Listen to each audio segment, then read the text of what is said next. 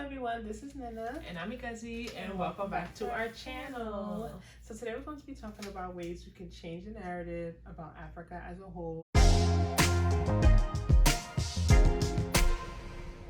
And the number one thing that stands out to me is I remember growing up, and whenever I would misbehave, my mother always threatened that she would send me back to Africa. And I would cry. Meaning us would be crying. We'll be so scared. We'll be crying, please, no, we won't do it again. Mind you, I don't think we weren't bad kids, so I'm pretty sure maybe we ate too much Rice Krispies or something. It wasn't serious. And she knew that by saying that, that was something that was gonna scare us. And I'll never forget my aunt who lives in Nigeria, who still lives in Nigeria now, told my mom to stop saying that. Because she's like, if you keep telling them that, in their mind, they're gonna think of Africa as a scary place. It is not now until I'm older that I realized that what she said was so true. So it came to a point in my life that I hadn't gone back to Nigeria. My uncle had got married. I was maybe 10 or something. And the next time I actually even wanted to go to Nigeria was when I was in college. College in my early 20s. Post-college, because that's when I was being African became cool again. And I was joining organizations and I was studying African-American history. And I was like, oh, I want to go back. So just imagine if I didn't have that interest because of my experiences. I might have still had in my head that oh, that's a scary, crazy place. I don't want to go there. Yeah, I think that's important. Don't look at it like a punishment place, like a place where you send bad people or children who misbehave. And that's what's popular when we were growing up. If your child was misbehaving, you send them back to Africa. They weren't doing good in school, you send them back to their country. So, yeah, we got to stop telling our kids that, because you paint it out to be a scary, bad place and they're not going to want to go. And then when it's time to go, they don't look at it as somewhere they're going to enjoy or somewhere that's fun. They look at it as somewhere you go when you're not behaving well. And they lose the culture. Number two, stepping off kind of our number one reason would be I really think it's so important, especially in your formative years, to just visit the continent more. I know this is hard. I know going to certain countries in Africa as a whole is very expensive. I'm not going to compare it to going to a weekend getaway and that you can drive to, or going to somewhere else within whatever country you live in. It's very expensive to bring a family, especially if you have more than one child, paying that ticket, all these things. I know it's a very, very, very expensive trip, so I'm not going to minimize it. I'm not telling anyone to go to take their children back to their country every year, but I just think it's important to go, even if it's just one time, because I had a lot of friends growing up who never went back to where they're from until they were much older, they mid 20s. And I think that when you don't go when you're young, you don't necessarily have that opportunity to mold it in and think of it as somewhere that you want to go back to, because you never went. And it's very easy for you just to believe a lot of things that people say because you don't have your own personal experience of going and seeing it with your own two eyes.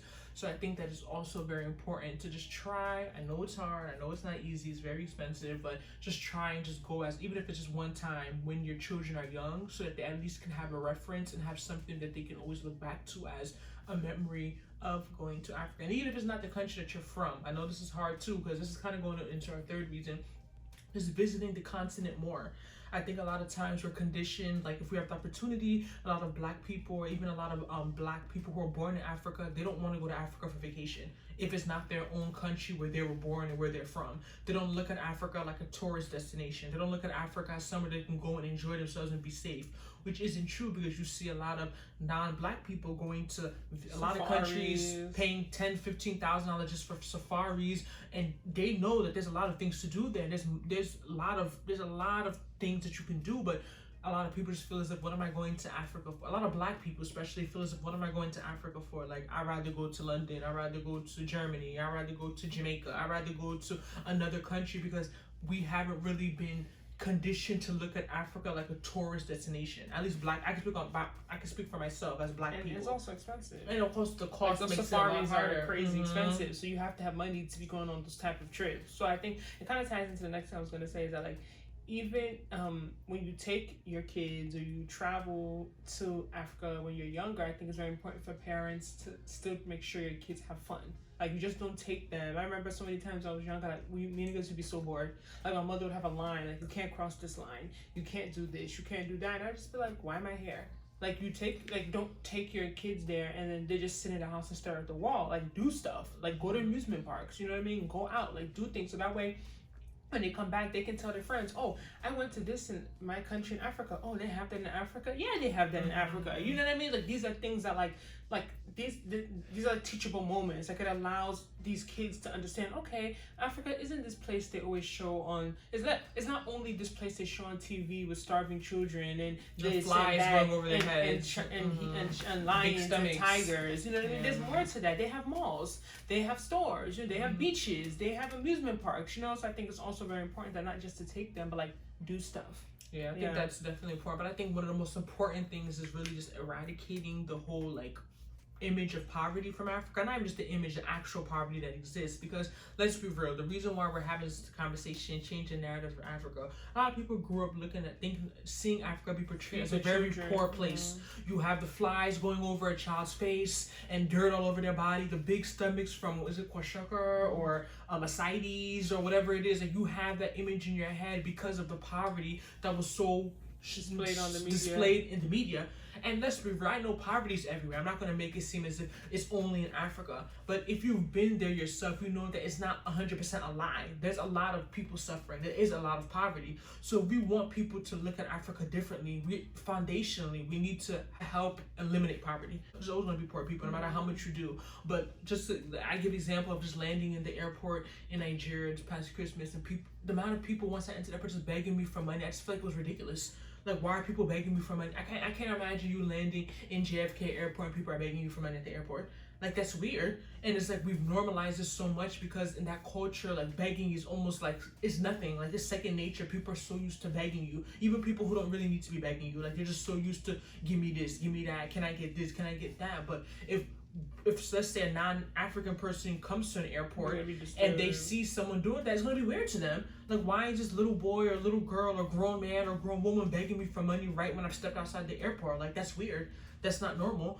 I'm not saying for people to go and give everyone in the world money, no, but there needs to be systems that really, in certain countries in Africa, that work at really eradicating poverty. So when people come to Africa, they don't see all of that. So they don't think that Africa is such a poor place and people are struggling. But if they come there, they really see children in the street begging. They see people at the airport begging. They see all these poor people.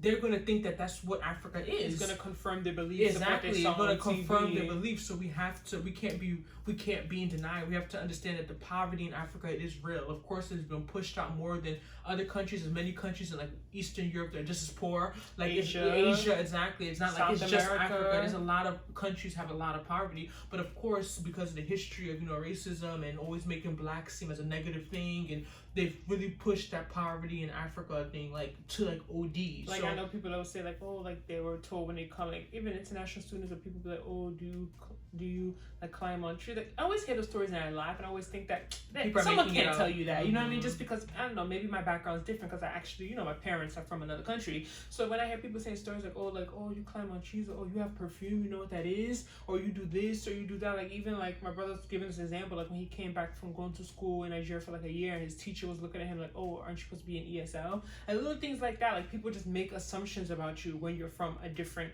when you're from the continent of Africa. Like, people just look at like not everyone, let's be clear, everyone is not ignorant. Everyone obviously doesn't think like this, but I'm just saying from the reality, like, dealing with people traveling to Africa all the time. Like, some people would come into my office and they would be terrified, and I'm just like, why are you going?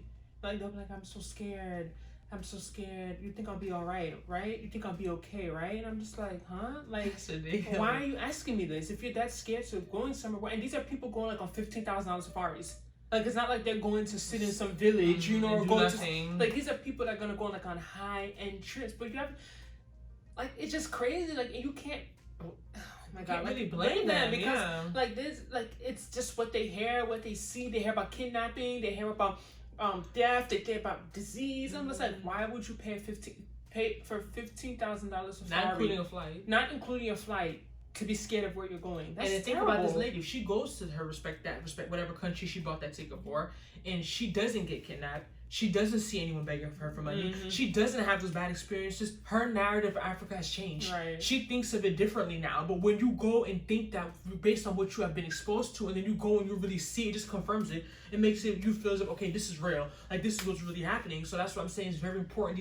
A lot of these leaders don't understand how important it is for them to fix their country. Ultimately, it's about getting rid of corruption. You have to, or reduce. Let's be real. At least reducing corruption, because all these things come down to corruption. Because it's like if people are being taken care of, have access to jobs, they have access to government aid. You know, then there won't be so much poverty. There won't be so much disease. You know, everything. So much crime. Where's crime coming from? Exactly. People are. If I'm in my house and I have everything I need, why am I going out to steal? Unless you're really just unless you're really just greedy or you want more. But people are stealing because they're hungry. They don't have food. They don't have the basic things they need. They're not stealing because they want to go around and steal.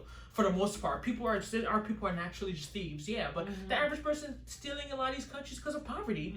So if you help your people and they have systems and they have things that they can go and rely on, they won't feel that need to go to these other things, and then your country automatically becomes safer.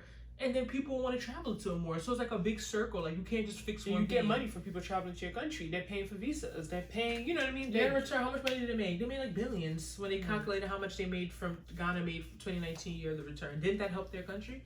What they'll do with the money is another story. Right. But they helped their country. If they put into the economy, people got paid, businesses made money. Like, nobody loses. Is the point. So I don't know why it's so hard for some countries just to get their act together. I don't know. People are just so used to corruption. I know when you've been doing something for so long, it's hard to break. When you say bad habits die hard or whatever saying this, it's hard to break bad habits. It's hard to break bad habits. So I think that's what I used to justify everything. That people are just so used to doing things the wrong way that they can't change. But let us know how you feel about it. Do you have any other ways that you think that we can change the narrative of Africa?